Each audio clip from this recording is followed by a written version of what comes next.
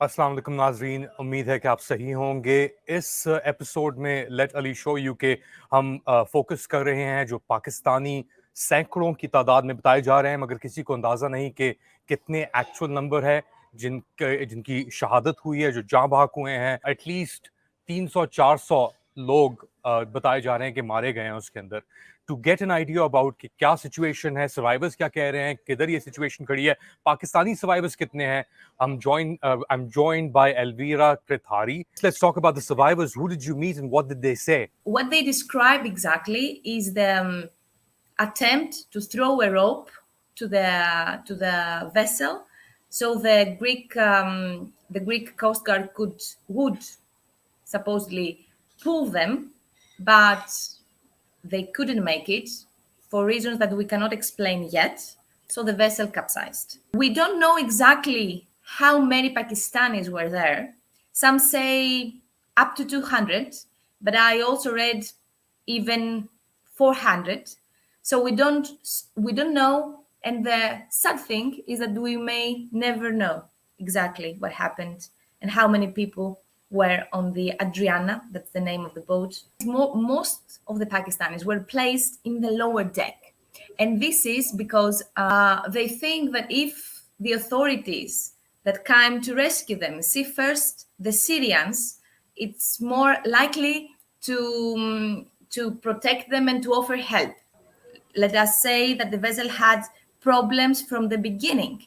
Like the testimonies say that from the second day, from the first day, just hours after they started their journey, the vessel stopped in the middle of the sea and they had to fix the engine like for 7 or 8 hours until they started moving again. So imagine in the lower deck, the Pakistanis are placed there helping with the fuel in the engine, and they were placed like 20 here. That's exactly, I quote them, that's exactly what they say. 20 here, 20 there, in order to secure the balance of the vessel. There were some, according to the testimonies given to the Greek authorities, that they paid extra cash. They gave from €50 to $200 in order to secure a place, a seat in the upper deck. Some people couldn't breathe. They were suffocating inside the vessel. So they bribed, actually, the smugglers, the team of smugglers that were on the vessel, to put them in a better place, to move them from the lower deck upstairs. It's unbelievable. And, considering that this particular area, Kalamata, doesn't necessarily receive many migrant or refugee intake as opposed to the Aegean, isn't that right? That's right, exactly. Now what happens is that this is the central Mediterranean route. So the migration flows, if you see the maps and all the data that we have about how people on the move, what are the passages that people on the move prefer, they would choose the central Mediterranean road to reach Italy. Now there are some things that are important to know here, that people prefer Italy to Greece for a variety of reasons that have to do with the asylum procedures. And because, as they told us, it's easier if you reach Italy to travel to reach Central Europe with only €300 on your pocket, and you don't need smugglers. When you come to Greece, and the first country you reach as a migrant, as a refugee, is Greece, then you have to stay here. And in order to move towards Central Europe, you need to pay €4,000 to smugglers. So Greece is more expensive. The procedures are delayed. There is a dispute with Turkey, with a population that are about to be sent back to Turkey because of the agreement of 2016 between EU and Turkey.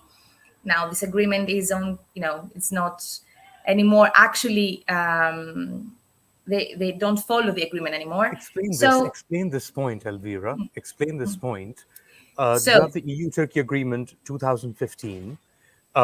Italy is also part of the European Union, but Greece and Italy have two separate rules here. And the status of Pakistanis specifically is different in both cases. Explain that. before 2020, Greece thought like anyone who enters Greek territories has to most probably pass through Turkey. So because of this agreement between EU and Turkey, Greece had the right to send the people back to Turkey because Greece thought that this is where they came from. We have this agreement. They can apply for asylum in Turkey. Now, people didn't want to do that. They didn't want to go back in Turkey. They wanted to reach Europe. So that would take them far from their destination, from their initial goal. Anyway, after 2020, and because of the pandemic, Turkey said, I'll say that, in plain words, I'm not taking anyone anymore because of the pandemic, and then because of other reasons that have, the bilateral relations between Turkey and Greece are on the edge sometimes. Yeah, so, but or hold often, on a second. Turkey says that the EU and Greece were breaking the agreement. They didn't pay what was due to Turkey, right? Turkey stopped. The one reason why these ships are coming from Libya onto Italy and ending up maybe in southern Greece is because of the success to an extent of the EU-Turkey agreement, isn't it, Elvira, if you think about it? Because it's Turkey important. says that it's Greek pushbacks. And this, it seems, might be a pushback as well of the Greek Coast Guard pushing back these vessels that were coming from Turkey, but now also coming from Africa, Libya in this case. I would say it could be a push forward, not a push back. I mean, the testimonies say that maybe the authorities wanted to send them to Italy, so it would be a push forward, not a push back. Anyway, we don't know that, and we can just imagine what happened and what were the motives of the Greek authorities. About Turkey now, there is this dispute, of course, about who got it right and who got it wrong and who is to blame about that. The fact is, I'm not going to go into politics so hard, but the fact is that since 2020, Turkey doesn't receive any refugees that are sent to Greece.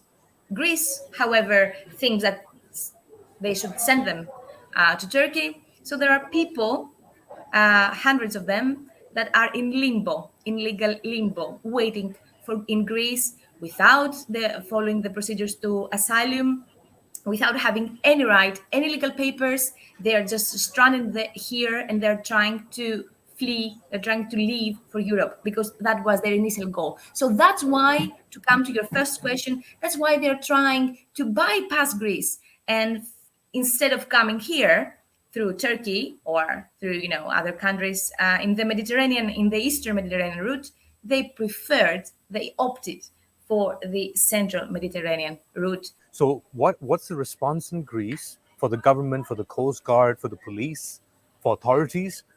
There have been protests, we know that. And what about the survivors? What happens to them now? Pakistanis and Syrians and whomever survived. There is a controversy. That's what I can say only. There's a controversy between the official statements by the Coast Guard and what the survivors say about how things happened. So we are expecting an inquiry to start. The inquiry has started already, but a bigger inquiry to start soon and inform the European citizens what happened with these people. It's important to say that 9 people have been arrested by the Greek authorities and are accused basically for smuggling, and they are under interrogation these days. The procedures are ongoing. People are shocked by that, but I have to admit that the Greek, and at least the Greek audience of the media is somehow, that's my completely personal view though, they have used to, after 2015 and 16, the years of the big immigration flows, the huge influx that shocked Europe, people have become, maybe they are more used to it. They're more used to that kind of news, and they are not surprised anymore. And as journalists, we can understand that when we cover migration stories, that people don't show the empathy they used to show back in those days. And about the second question you asked, what is going to happen with the survivors? Ali, I have to tell you that these people are gonna bury the trauma of what happened for years. They are traumatized in their body, in their souls, and their own people, their families are traumatized. I know that that's what they told me personally. They want to follow their trip to Italy. They asked for help. They said, help us to continue our trip. We don't want to stay in Greece. However, they would apply for asylum here because that's a typical procedure. They're going to follow these procedures. They will stay for about a month in the camp when we actually had the chance to talk to them. And then they will be free in Greece until their application is examined.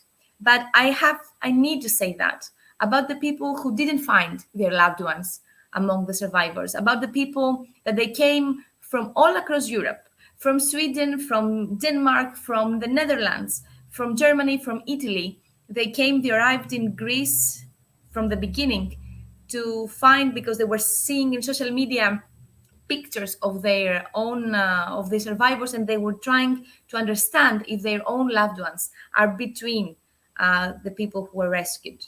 For some, as we saw the story of the 18-year-old boy who found his brother, the brother from the Netherlands who found the 18-year-old boy among the survivors, that was a story that it had a happy ending. Two brothers were reunited. But for most of the people who come here, there's no happy ending. There's just great loss, great sorrow and pain. And as one man told me, one man from Syria, we were 10 brothers. Two of us died during the war in Syria. And now I came in Greece to find out if we are 7. If from now on we will be 7 siblings, not 8. So for the people that they have to admit, to accept the fact that they are now, they lost their loved ones, their kids, their sons, their wives with the babies, because there were women in the middle deck with children in their laps. For all those people, that's a tragedy, an unprecedented tragedy, and for all of us as well. Thank you so much, Elvira Krithari. हमें यही अंदाज़ा नहीं कितने लोग इस हादसे में जहाँ बहाक हुए हैं अभी तक, क्योंकि ये पाकिस्तानी जो थे, इन्होंने फ्लाई किया पाकिस्तान से मिस्र से कश्ती में ये चढ़े, वो कश्ती लेके गई इन्हें लिबिया, वहाँ से और लोग चढ़े और फिर लिबिया से ये इटली की तरफ मेडिटेरेनियन के थ्रू जा रहे थे और कश्ती ख़राब हो गई, इंजन चलना बंद हो गया। पाकिस्तानी मिडिल डेक के अंदर थे, छुपे हुए थे, क्योंकि अगर पाकिस्तानी बज़ाहिर नज़र आ रहे होते तो उनके असाइलम चांसेस कम हो जाते, उनके रेस्क्यू चांसेस कम हो जाते, मगर उनके रेस्क्यू चांसेस वैसे ही कम हो गए, क्योंकि जैसे पहुँचे यूनान के कोस्ट पे तो कोस्ट गार्ड तो आया बचाने के लिए, रस्सी डाली, रोप डाली उन्होंने, मगर बचाने के बजाय ये हादसात हो गए। और इनका जो इम्प्लिकेशन है वो पाकिस्तान तक बहुत महसूस भी होता रहेगा। तो ये था हमारा प्रोग्राम। प्लीज़ अपने कमेंट्स और सजेशंस भेजते रहें और सब्सक्राइब ज़रूर कीजिएगा। अपना ख्याल रखें। खुदा हाफिज़।